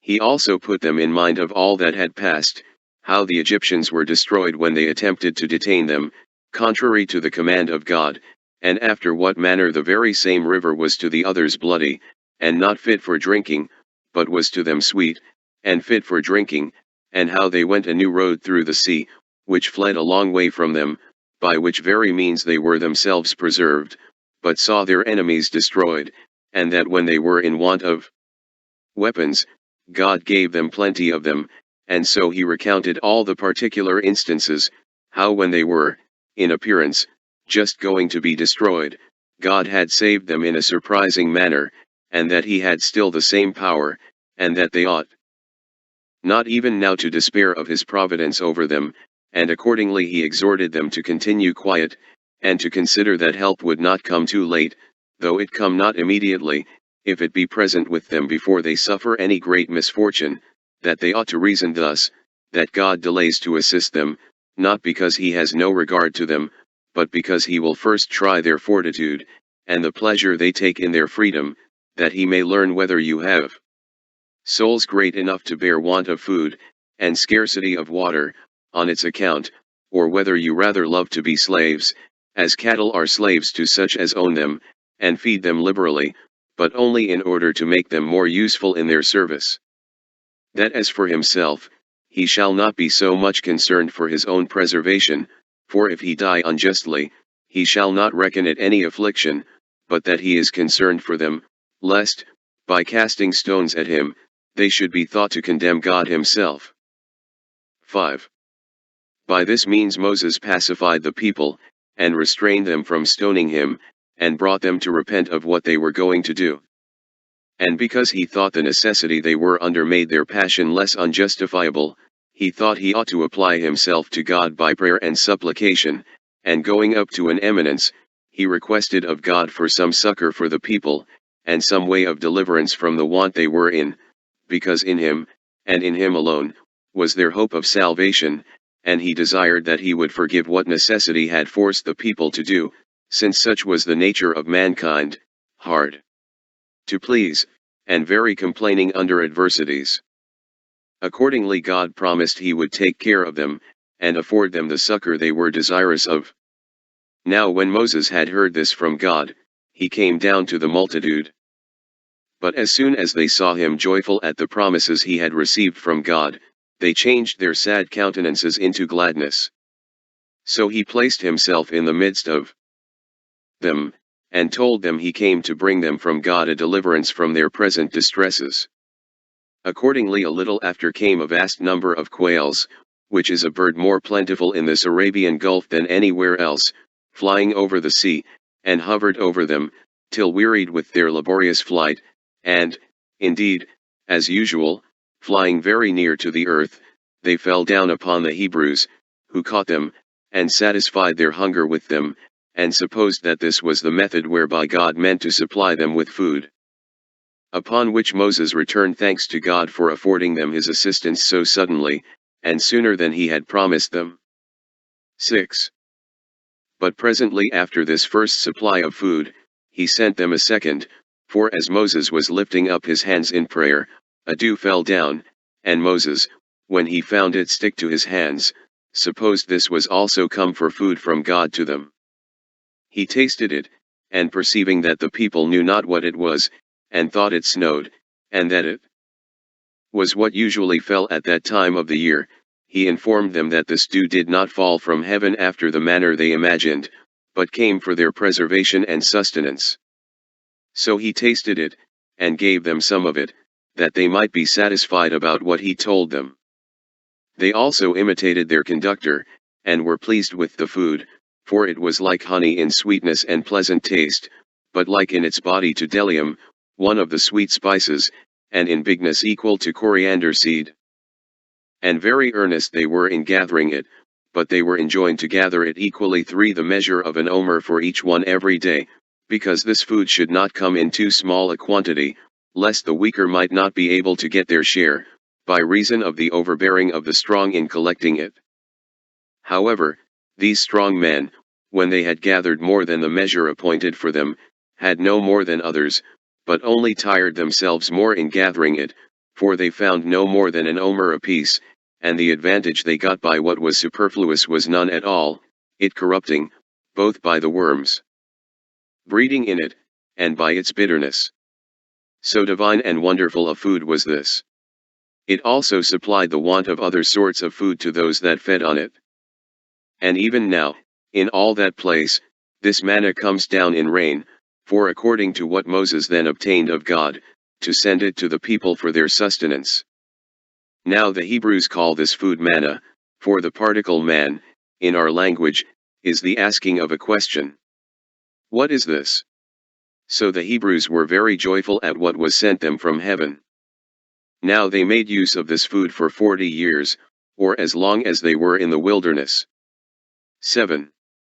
As soon as they were removed thence, they came to Rephidim, being distressed to the last degree by thirst, and while in the foregoing days they had lit on a few small fountains, but now found the earth entirely destitute of water, they were in an evil case. They again turned their anger against Moses, but he at first avoided the fury of the multitude, and then betook himself to prayer to God, beseeching him, that as he had given them food when they were in the greatest want of it, so he would give them drink, since the favor of giving them food was of no value to them while they had nothing to drink. And God did not long delay to give it them, but promised Moses that he would procure them a fountain, and plenty of water, from a place they did not expect any. So he commanded him to smite the rock which they saw lying there, 5 with his rod, and out of it to receive plenty of what they wanted, for he had taken care that drink should come to them without any labor or pains, taking. When Moses had received this command from God, he came to the people, who waited for him, and looked upon him, for they saw already that he was coming apace from his eminence. As soon as he was come, he told them that God would deliver them from their present distress, and had granted them an unexpected favor, and informed them, that a river should run for their sakes out of the rock. But they were amazed at that hearing, supposing they were of necessity to cut the rock in pieces. Now they were distressed by their thirst and by their journey, while Moses only smiting the rock with his rod, opened a passage, and out of it burst water, and that in great abundance, and very clear. But they were astonished at this wonderful effect, and, as it were, quenched their thirst by the very sight of it. So they drank this pleasant, this sweet water, and such it seemed to be, as might well be expected where God was the donor. They were also in admiration how Moses was honored by God, and they made grateful returns of sacrifices to God for his providence towards them. Now that scripture, which is laid up in the temple, 6 informs us, how God foretold to Moses, that water timid in this manner be derived out of the rock. Chapter 2. How the Amalekites and the neighboring nations, made war with the Hebrews and were beaten and lost a great part of their army. 1. The name of the Hebrews began already to be everywhere renowned, and rumors about them ran abroad. This made the inhabitants of those countries to be in no small fear. Accordingly they sent ambassadors to one another, and exhorted one another to defend themselves, and to endeavor to destroy these men. Those that induced the rest to do so, were such as inhabited Gobelitis and Petra. They were called Amalekites, and were the most warlike of the nations that lived thereabout, and whose kings exhorted one another, and their neighbors, to go to this war against the Hebrews, telling them that an army of strangers, and such a one as had run away from slavery under the Egyptians, lay in wait to ruin them, which army they were not, in common prudence and regard to their own safety, to overlook, but to crush them before they gather strength, and come to be in prosperity, and perhaps attack them first in a hostile manner, as presuming upon our indolence in not attacking them before, and that we ought to avenge ourselves of them for what they have done in the wilderness, but that this cannot be so well done when they have once laid their hands on our cities and our goods, that those who endeavor to crush a power in its first rise, are wiser than those that endeavor to put a stop to its progress when it is become formidable, for these last seem to be angry only at the flourishing of others, but the former do not leave any room for their enemies to become troublesome to them. After they had sent such embassiges to the neighboring nations, and among one another, they resolved to attack the Hebrews in battle. 2. These proceedings of the people of those countries occasioned perplexity and trouble to Moses, who expected no such warlike preparations. And when these nations were ready to fight, and the multitude of the Hebrews were obliged to try the fortune of war, they were in a mighty disorder, and in want of all necessaries, and yet were to make war with men who were thoroughly well prepared for it. Then therefore it was that Moses began to encourage them, and to exhort them to have a good heart, and rely on God's assistance by which they had been state of freedom, and to hope for victory over those who were ready to fight with them, in order to deprive them of that blessing, that they were to suppose their own army to be numerous, wanting nothing, neither weapons, nor money, nor provisions, nor such other conveniences as, when men are in possession of, they fight undauntedly, and that they are to judge themselves to have all these advantages in the divine assistance.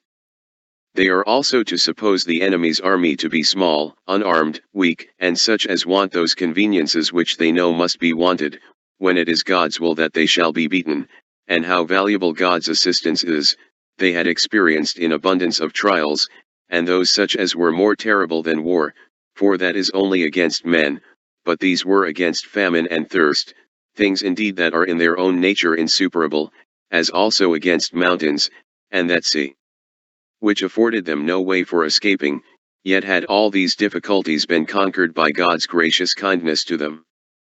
So he exhorted them to be courageous at this time, and to look upon their entire prosperity to depend on the present conquest of their enemies.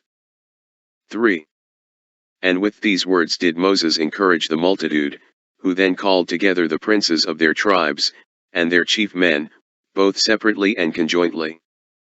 The young men he charged to obey their elders, and the elders to hearken to their leader.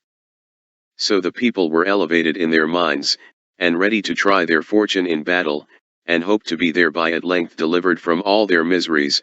Nay, they desired that Moses would immediately lead them against their enemies without the least delay, that no backwardness might be a hindrance to their present resolution. So Moses sorted all that were fit for war into different troops, and set Joshua, the son of Nun, of the tribe of Ephraim, over them, one that was of great courage, and patient to undergo labors, of great abilities to understand, and to speak what was proper, and very serious in the worship of God, and indeed made like another Moses, a teacher of piety towards God. He also appointed a small party of the armed men to be near the water, and to take care of the children, and the women, and of the entire camp. So that whole night they prepared themselves for the battle, they took their weapons, if any of them had such as were well made, and attended to their commanders as ready to rush forth to the battle as soon as Moses should give the word of command. Moses also kept awake, teaching Joshua after what manner he should order his camp. But when the day began, Moses called for Joshua again, and exhorted him to approve himself indeed such a one as his reputation made men expect from him, and to gain glory by the present expedition, in the opinion of those under him, for his exploits in this battle. He also gave a particular exhortation to the principal men of the Hebrews, and encouraged the whole army as it stood armed before him. And when he had thus animated the army, both by his words and works, and prepared everything, he retired to a mountain, and committed the army to God and to Joshua. 4. So the armies joined battle, and it came to a close fight, hand to hand, both sides showing great alacrity, and encouraging one another. And indeed while Moses stretched out his hand towards heaven 7 the Hebrews were too hard for the Amalekites, but Moses not being able to sustain his hands thus stretched out, for as often as he let down his hands, so often were his own people worst, he bade his brother Aaron, and Hur their sister Miriam's husband, to stand on each side of him, and take hold of his hands, and not permit his weariness to prevent it, but to assist him in the extension of his hands. When this was done, the Hebrews conquered the Amalekites by main force, and indeed they had all perished, unless the approach of the night had obliged the Hebrews to desist from killing any more. So our forefathers obtained a most signal and most seasonable victory, for they not only overcame those that fought against them, but terrified also the neighboring nations, and got great and splendid advantages, which they obtained of their enemies by their hard pains in this battle, for when they had taken the enemy's camp, they got ready booty for the public, and for their own private families, whereas till then they had not any sort of plenty, of even necessary food. The forementioned battle, when they had once got it, was also the occasion of their prosperity, not only for the present, but for the future ages also, for they not only made slaves of the bodies of their enemies, but subdued their minds also, and after this battle, became terrible to all that dwelt round about them. Moreover, they acquired a vast quantity of riches, for a great deal of silver and gold was left in the enemy's camp, as also brazen vessels, which they made common use of in their families, many utensils also that were embroidered there were of both sorts, that is, of what were weaved, and what were the ornaments of their armor, and other things that served for use in the family, and for the furniture of their rooms, they got also the prey of their cattle, and of whatsoever uses to follow camps, when they removed from one place to another. So the Hebrews now valued themselves upon their courage, and claimed great merit for their valor, and they perpetually inured themselves to take pains, by which they deemed every difficulty might be surmounted. Such were the consequences of this battle. 5. On the next day, Moses stripped the dead bodies of their enemies, and gathered together the armor of those that were fled, and gave rewards to such as had signalized themselves in the action, and highly commended Joshua, their general, who was attested to by all the army, on account of the great actions he had done.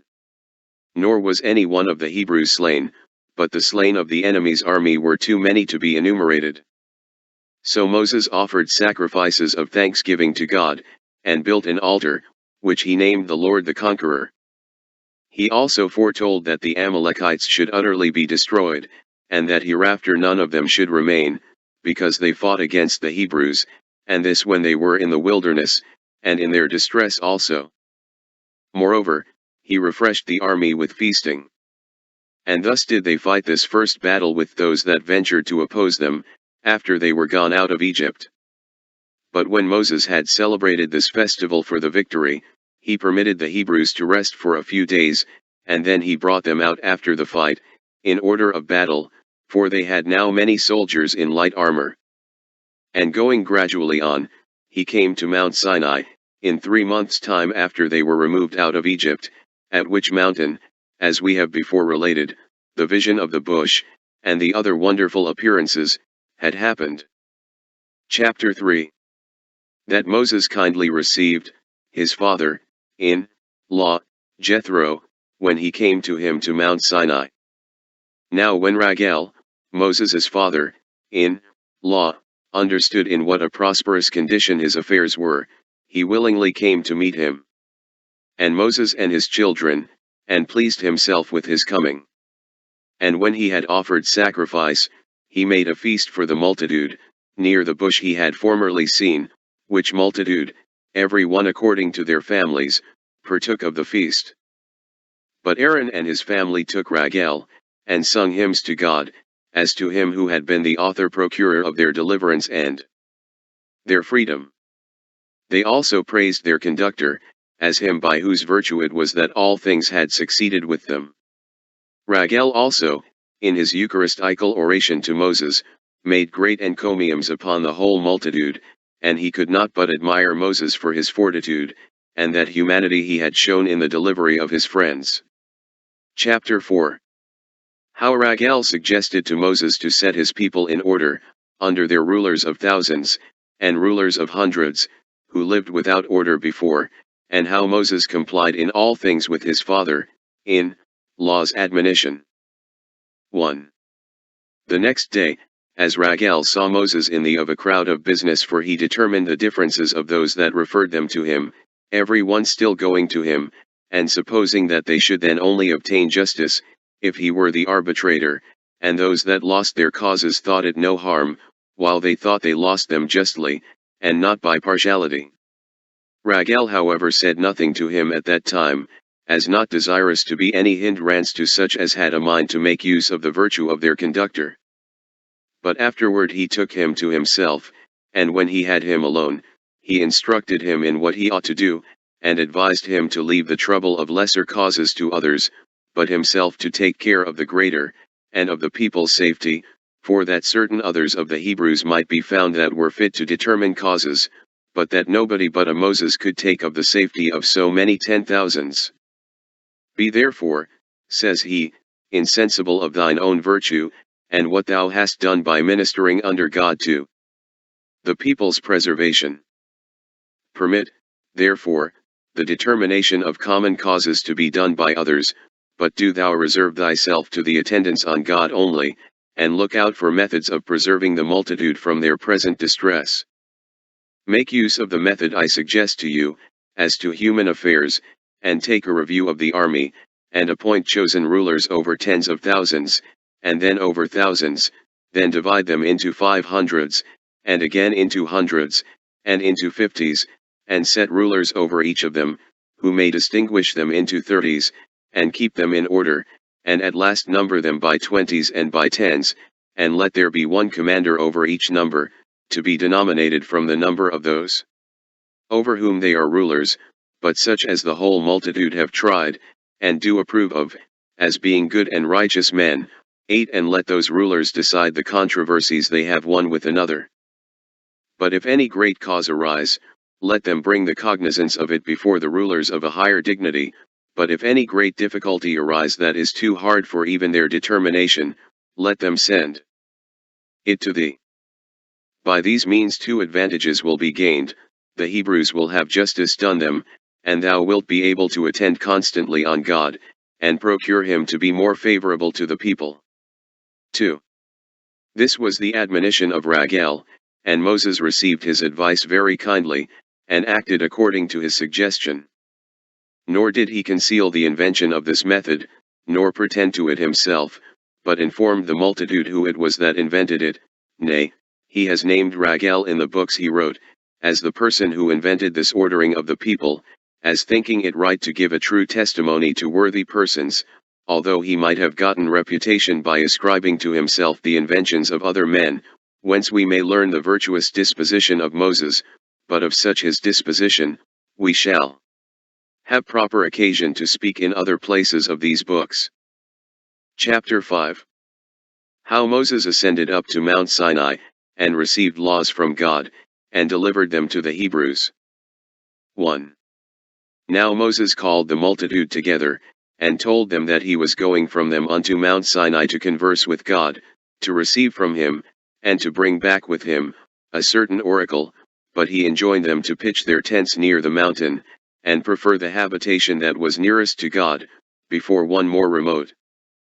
When he had said this, he ascended up to Mount Sinai, which is the highest of all the mountains that are in that country 9, and is not only very difficult to be ascended by men, on account of its vast altitude, but because of the sharpness of its precipices also. Nay, indeed, it cannot be looked at without pain of the eyes, and besides this, it was terrible and inaccessible, on account of the rumor that passed about, that God dwelt there. But the Hebrews removed their tents as Moses had bidden them, and took possession of the lowest parts of the mountain, and were elevated in their minds, in expectation that Moses would return from God with promises of the good things he had proposed to them. So they feasted and waited for their conductor, and kept themselves pure as in other respects, and not accompanying with their wives for 3 days, as he had before ordered them to do. And they prayed to God that he would favorably receive Moses in his conversing with him, and bestow some such gift upon them by which they might live well. They also lived more plentifully as to their diet, and put on their wives and children more ornamental and decent clothing than they usually wore. 2.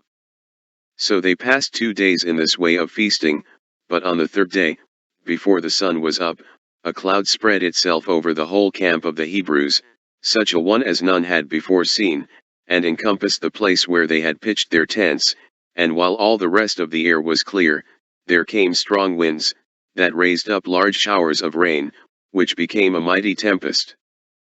There was also such lightning, as was terrible to those that saw it, and thunder, with its thunderbolts, were sent down, and declared God to be there present in a gracious way to such as Moses desired he should be gracious.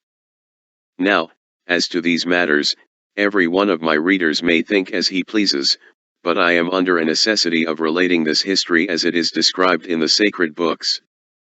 This sight, and the amazing sound that came to their ears, disturbed the Hebrews to a prodigious degree, for they were not such as they were accustomed to, and then the rumor that was spread abroad, how God frequented that mountain, greatly astonished their minds, so they sorrowfully contained themselves within their tents, as both supposing Moses to be destroyed by the divine wrath, and expecting the like destruction for themselves. 3. When they were under these apprehensions, Moses appeared as joyful and greatly exalted. When they saw him, they were freed from their fear, and admitted of more comfortable hopes as to what was to come.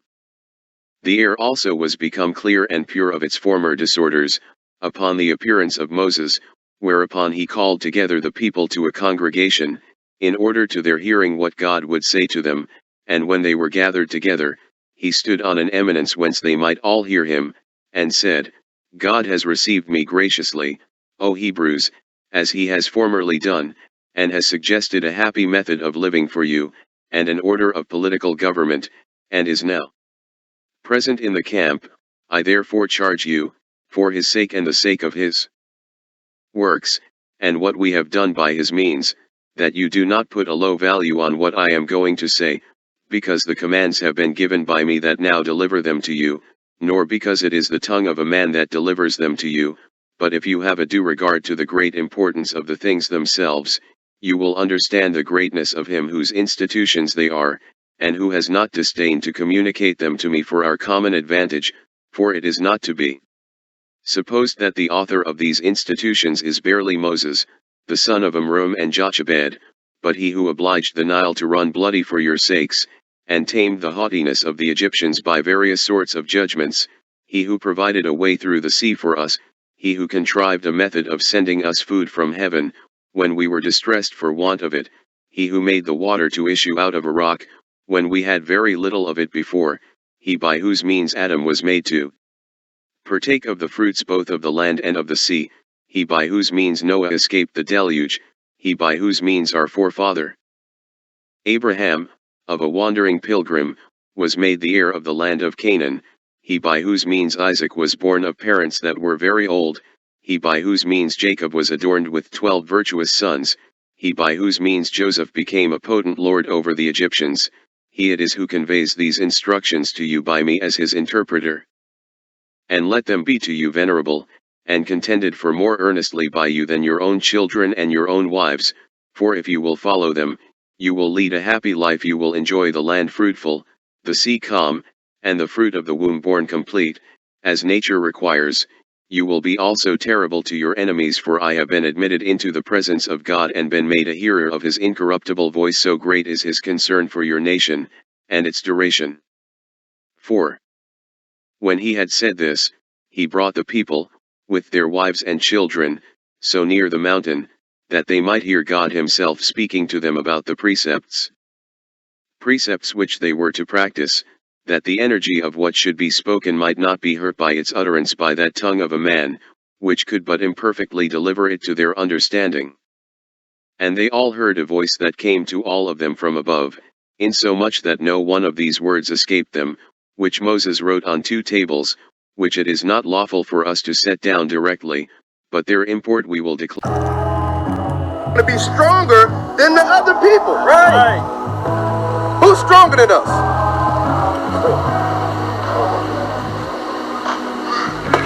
Could the so-called white man go through 500 years of hardcore bondage? I'm led to believe white people would have hung themselves. Right. They just wouldn't deal with what we deal with. A white man loses his job, he gonna kill himself, man.